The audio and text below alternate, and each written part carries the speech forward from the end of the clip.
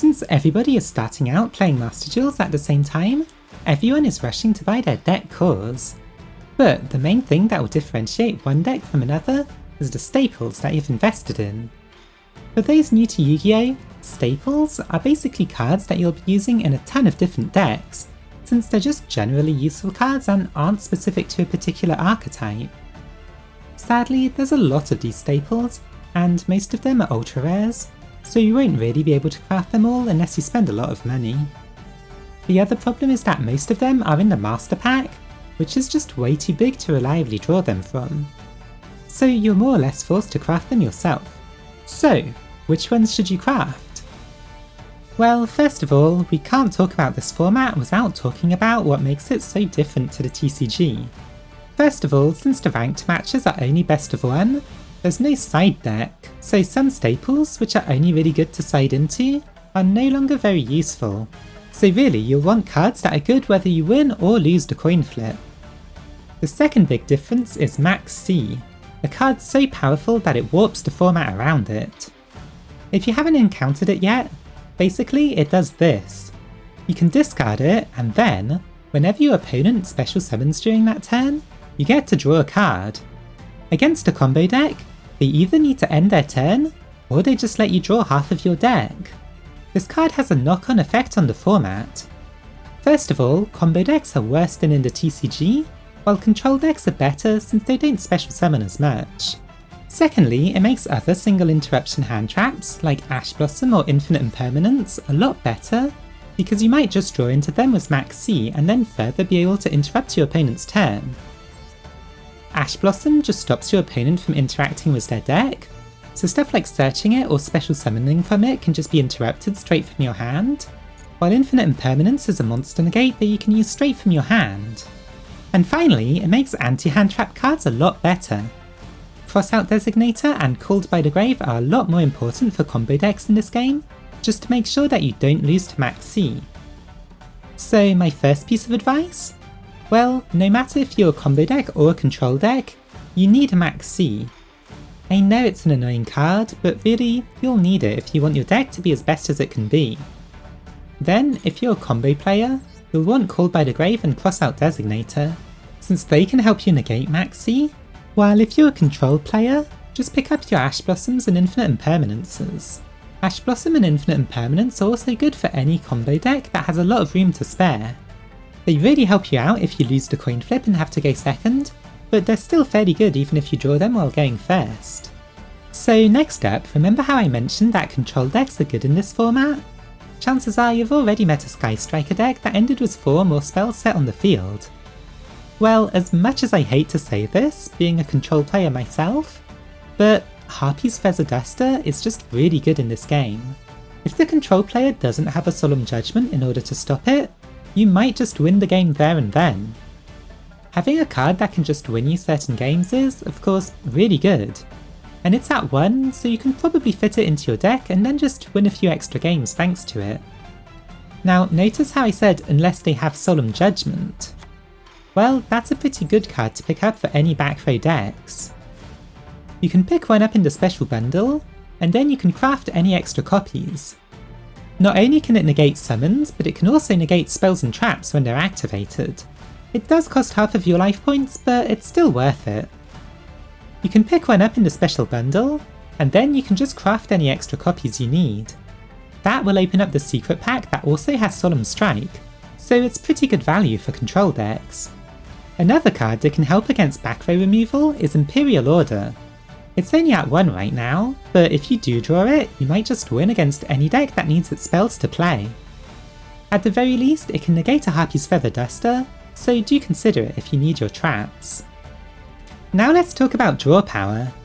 Unless you're playing Infernities, more cards in the hand is always better, so if possible, you want to find a way to fit some of these cards into your deck. The 3 you should consider first are Pot of Desires, Pot of Extravagance, and Pot of Prosperity.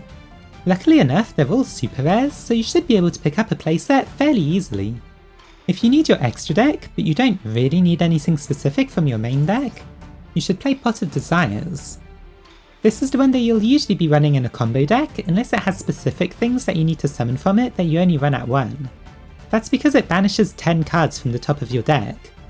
Most decks nowadays are fine with that, so usually it is just worth the risk. If you only need about half of your extra deck, or just a few specific cards from it, then Prosperity is the one for you. Letting you dig up to 6 cards deep, you'll basically just be able to choose whatever your hand needs. It's also great for finding specific one-off cards like the Imperial Order that we mentioned earlier. Finally, if you don't need anything particular in your extra deck, or you can afford to just run 3 of each of them, run Extravagance. You can banish 6 random cards from your extra deck and then you get to just draw 2 cards. Now for some quick mentions of cards that fit into a bunch of decks but are limited to 1. Foolish Burial, Terraforming, and 1 for 1. Foolish Burial is good for any deck that needs to get their monsters into the graveyard. Terraforming is good for any deck that really needs to find its field spell, but can't search it very easily with their own cards. And then finally 1 for 1 is good for any deck that starts their combo with a level 1 monster. These are a lot more optional than the previous cards I've mentioned, but if you want to play decks that fit those criteria, they'll be quite good. One spell that I want to mention in this format is Triple Tactics Talent. What makes it good is that it's honestly a good card whether you go first or second. Going first, you can draw 2 cards if your opponent hand traps you, and going second, you just get to steal an opponent's monster if they do anything at all really. Forbidden Droplet is good too of course, but you want to be playing that in a deck that can afford the discards.